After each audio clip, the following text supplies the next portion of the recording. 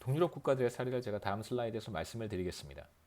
그래서 권력을 갖지 못한 사람들에게 있어서 권력을 이양해야 하는 것은 하나의 사실 상당한 위협이 될 수 있고요. 또는 이제 정치적 의사결정에 참여하도록 참정권을 확대한다든가, 또는 특정 그룹들에게 예전에는 투표권을 허용하지 않았던, 예를 들면 미국의 경우에 흑인들이라든가, 혹은 유럽의 여러분 그 정치사를 보시면 특정 그룹에게는 사실상 투표권을 주지 않았었습니다. 이제 농민들한테는 참정권이 허용되지 않았었고요. 농노라고 우리가 불렀던 사람들. 나중엔 점차적으로 이제 참정권이 확대가 됐었던 것이고요. 투표권을 이제 허용해야 하는데, 만일 이러한 변화가 나타나지 않는다고 한다면, 이런 변화가 나타난 이유가 결국은 나타나지 않았었다라면, 그러니까 뭔가 제도를 바꾸지 않고 참정권을 확대하지 않았었더라면 사실 상당한 대규모 혁명적인 사건이 발생한다든가, 혹은 대규모 소요 사태가 나타날 수도 있었기 때문에, 그러니까 어떻게 보면 사실 굉장히 많은 것을 잃을 수도 있는 것이죠. 사회 그룹 가운데 상당히 많은 정치력을 가지고 있는 사람들이 만약에 참정권이나 어떤 정치적인 참여의 권리를 확대하지 않을 경우 잃을 것이 더 많아진다고 한다면, 불가피하게 참정권을 확대하거나 투표권을 허용하는 그런 의사결정을 할 수밖에 없었을 것입니다. 자, 만일 혁명적 봉기가 일어나면 집권 세력들은 모든 권력을 하루아침에 잃어버릴 수도 있기 때문에 그런 것이죠. 그러니까 서구 사회에서 대표적으로 유럽을 우리가 생각해 볼 수 있습니다. 영국이라든가 프랑스, 서구 사회에서 상당한 권력의 이양이나 이제 참정권 확대가 있었던 것은 사실상 당시 이제 귀족들, 그다음에 왕족들, 그다음에 적어도 어떤 정치적 의사결정 권한을 가지고 있었던 사람들이 사실상 모든 것을 잃지 않기 위한 노력의 결과물이라고 이제 해석하는 그런 연구들도 다수 있습니다.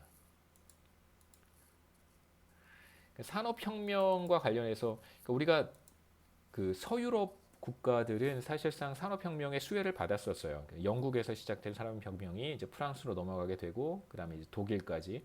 그래서 사실상 서유럽 지역에서는 산업혁명의 어떤 긍정적인 영향을 이제 공유할 수 있었는데, 사실 그 효과가 산업혁명이라고 하는 그 어떤 영향력이 사실 동유럽까지는 확대가 되지 못했었습니다. 이제 그 이유가 뭐냐면, 그 당시 이제 경제 구조라든가 사회 구조랑도 긴밀히 연결되어 있다고 보는 것 같아요. 저도 이쪽 전공은 아니어서 전에 이제 관심이 있어서 계속해서 좀 공부는 했었는데요.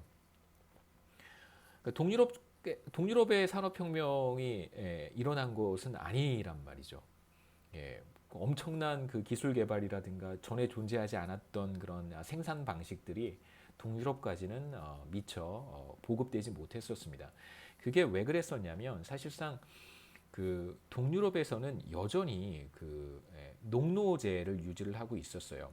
그러니까 이제 토지를 소유하고 있었던 귀족 계층들이 영국에서 일어나고 있는, 그다음에 이제 프랑스에서 이제 벌어졌던 과거에 그 명예혁명이라든가 프랑스 혁명 같은 것들을 이제 다 사실 지켜봤고 모를 리가 없잖아요.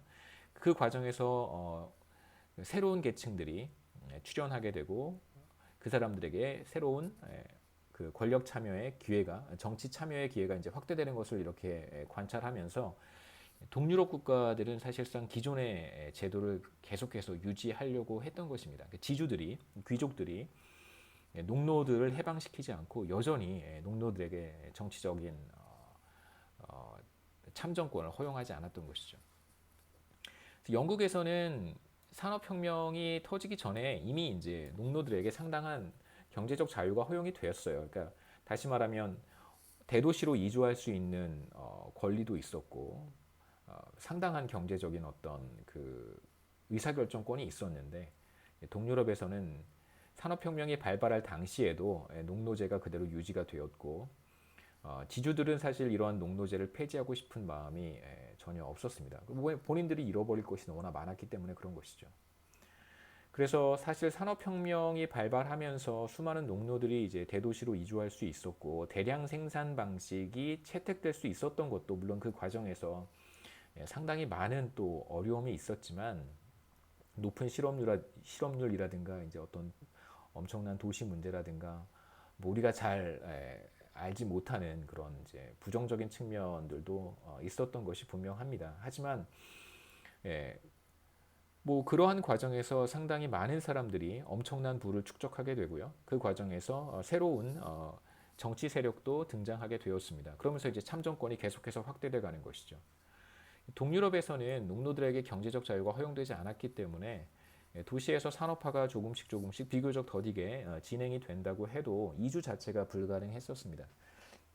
그러니까 영국이라든가 프랑스에서 나타날 수 있었던 그런 새로운 정치 세력들이 나타나기도 어려웠을 뿐만 아니라 제도 자체가 바뀌는 것도 사실 서서히 바뀌어가면 좋았을 텐데 그렇게 서서히 바뀌어가는 그런 과정조차도 한참 뒤에 이제 시작되는데 그게 바로 우리가 다 아는 볼셰비키 혁명을 통해서 사회주의 운동이 이제 동유럽에서 먼저 시작된 것이죠.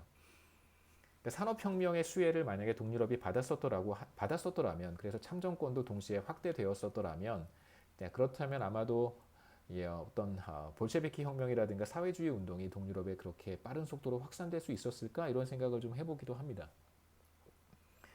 농노들에게 경제적 자유를 허용할 경우에 농노들은 이제 산업화된 도시로 모여들 것이고요. 그래서 이들이 이제 공장 같은 곳을 중심으로 해서 조직화된다면 그리고 새로운 정치 세력이 등장하게 된다면 기득권층 당시 이제 지주들과 귀족들에게는 상당한 위협 요인이 되었을 것입니다. 그러니까 산업화에 따른 경제 성장이 정치적 불안을 야기할 수 있다는 두려움 때문에 경제 성장에 도움이 되는 산업화를 거부를 하고 동유럽의 지배계층들은 사실 정치적 안정을 추구했던 것이죠. 그래서 서쪽에서는 산업혁명이 불타오를 때 사실 동유럽에서는 여전히 대규모 뭐 대규모일 수도 있겠지만 농노제도가 지속되고 있었던 것입니다.